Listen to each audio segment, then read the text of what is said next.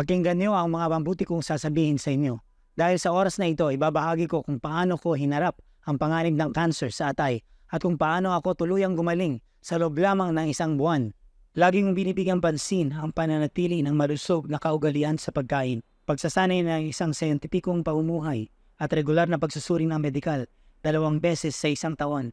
Hindi ko kailanman inakala na magkakasakit ako ng malubha dahil lagi kong inaalagaan ang aking kalusugan. Ngunit ang hindi ko inaasahan ay tunay na nangyari. Sa loob ng 6 na buwan hanggang sa isang taon, wala akong naramdaman upang maging seryosong sintomas at medyo mahirap kailanman kung magkakaiba. Ngunit sa kailanman, nagsimula akong makaranas ng madalas na pananakit sa itaas ng bahagi ng aking tiyan. Maging ang pakiramdam ko, pagkapagod at kakulangan ng enerhiya. Sa pagkakataong iyon, nagpa-check up ako at ako ay natanggap na resulta na halos makabagsak sa akin na na-diagnose ako ng may F3 cirrhosis at may panganib na magdulot ng cancer sa atay ay umabot na hanggang 95%. Ang F3 stage ay cirrhosis ay karaniwang napakahirap gamutin at mahirap itong panumbalik sa normal. Ang pinakamainam na maaaring mangyari ay ang mapigilan ang paglala ng fibrosis sa atay. Kasabay nito, ang pagnanaan ng atay ay umihina at ang kakayahan ng katawan ay mag-detoxify ng mga lason at umabari ng magiging sanhi ng pag-ipon ng mga lason sa katawan at unti-unting paghihina nito sa paglipas ng panahon. Sa simula ng aking paggamot, kinailangan kong gumamit ng napakaraming gamot, mga gamot para sa pag-iwas ng pamumuo ng dugo, mga gamot na nagpapalakas ng paglabas ng apdo, intravenous, branched-chain amino acids at albumin, mga diuretic. At dumating na kinakatakutan ko, ang katawan ko ay nagkaroon ng serye ng mga side effects tulad ng sakit ng ulo, pagkahilo, pagduduwal at pagpantal sa balat. Unti-unti ang mga gamot ay hindi na epektibo sa akin. Nagpakita ng mga senyalis ng katawan ko na hindi ito tinatanggap at hindi na sinisipsip ang mga gamot para sa sobrang paggamot. Dahil sa mahabang panahon, kaya't nagkaroon ako ng resistance sa mga gamot. Ang mga pananakit ng tiyan ay lalong lumala at tumalas kahit na mga inadjust ko na ang aking mga gawi sa pagkain at pamumuhay.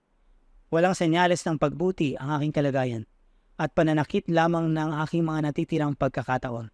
Una, kailangan kong magpa-transplant ng atay. Ngunit upang magawa ito, kailangan kong makahanap ng bagong atay na akma sa aking katawan.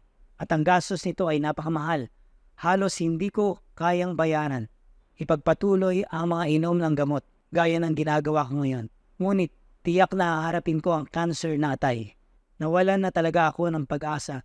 Hinihintay na lamang na dumating sa akin ang sakit na cancer. Bagsak ang aking espiritu. Hindi na makakain ng maayos at hindi makatulog ng payapa. Ang aking katawan ay lalong nangihina. Nawalan ako na hanggang 10 kilo. Kapag iniisip ko ang aking asawa at pamilya, nalulungkot ako. Kung may mangyari man sa akin, sino ang mag-aalaga sa aking asawa at mga anak? Akala ko tapos na ang lahat para sa akin. Akala ko natapos na ang lahat para sa akin. Ngunit dumating ang isang magandang pagkakataon. Isang kaibigan ko na doktor sa Amerika ang nagrekomenda sa akin na gumamit ng isang organic na therapy na purong gawa sa halaman na lubos na naiiba ang mga antibiotic na ginagamit ko noon. Pakinggan ninyo ang mabuti ang sasabihin ko. Dahil sa oras na ito, binabahagi ko kung paano ko hinarap ang panganib na cancer sa atay at kung paano ako tuluyang gumaling sa loob lamang ng isang buwan. Hindi Western medicine, walang side effects, ganap na ligtas, isang natural na suplemento makikita ninyo rito. Pohepta Plus milk na espesyal na ginagamit para sa mga sakit sa atay. Araw-araw iniinom ko ng 2 baso ang Pohepta ng 15 minutes bago kumain. Pinagpapatuloy ko ang pag-inom nito sa loob ng 2 linggo na isang milagro at 2 nangyari. Pagkatapos ng 7 araw, hindi na ako nakaramdam ng pagkapagod at ang kutis ko ay hindi na maputla. Tulad ng dati, parang ang mga lason ng katawan ko ay ganap na naalis at pakiramdam ko ay na-refresh at magaan. Pagkatapos ng 2 linggo, nagpa-check up ako at ang resulta ay pinakita sa aking mga liver enzymes at bumaba ng malaki ang mga pinsala sa atay ko at nakabawi ng 60 to 70%. Maging ang mga doktor ay labis na nagulat sa resulta ng aking pagsusuri. Sa totoo lang, ito ay isang himala para sa akin. Pagkatapos ng 1 buwan na paggamit nito, ako ay ganap na gumaling at narito ang aking resulta ng follow-up.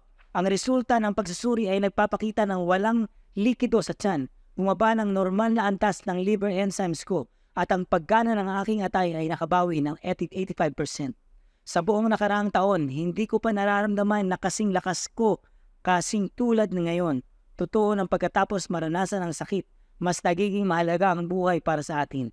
Ang payo ko sa lahat ay panatilihin ang malusog at gawing pagkain ng pamumuhay. At higit sa lahat, bigyan ng pansin ang iyong kalusugan.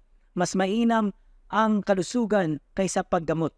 Pakiramdam ko ako ay bumalik sa edad na 20 at ngayon araw-araw na akong tumatakbo ng 5 kilometro upang mapanatili aking kalusugan.